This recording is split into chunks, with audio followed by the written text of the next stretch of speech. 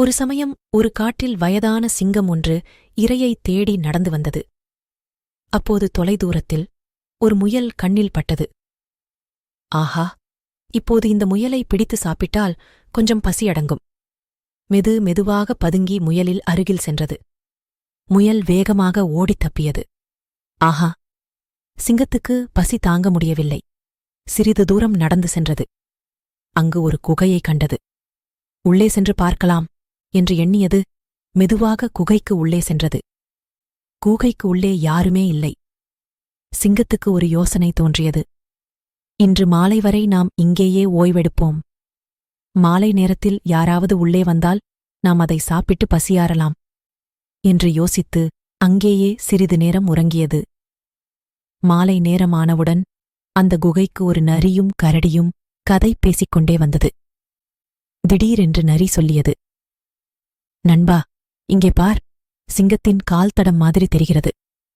இரு உள்ளே போகாதே என்று நரி சொல்லியது. தந்திரமான நரி பேசியது.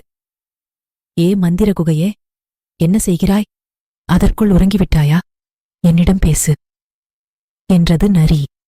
அப்போது உள்ளே இருந்த சிங்கம் கண் விழித்துப் பார்த்தது. நம் உள்ளே வந்து மாட்டிக்கொண்டோமா என்று நினைத்தது சிங்கம். உடனே சிங்கம் பதில் சொன்னது. நான் இன்னும் தூங்கவில்லை என்று சிங்கம் சொன்னது. அந்த சத்தம் கேட்டவுடனே வெளியில் இருந்த கரடியும் நரியும் விழித்துக் கொண்டன. எப்படி இந்த சிங்கத்தை வெளியேற்றுவது என்று யோசித்தனர். குகைக்கு அருகில் ஒரு தேன் கூடு ஒன்று இருந்தது. கரடி உடனே சென்று குகை மீது ஏறி அந்த தேன் கூட்டை ஒரு பாதியை கொண்டு வந்து தேனீகளோடு சேர்த்து குகைக்குள்ளே தூக்கி போட்டது. உள்ளே விழுந்த தேன்கூடு மற்றும் தேனீக்கள் உள்ளேயே பறந்து அங்கிருந்த சிங்கத்தை கடிக்கவே சிங்கம் மிக வேகமாக வெளியே ஓடி வந்தது.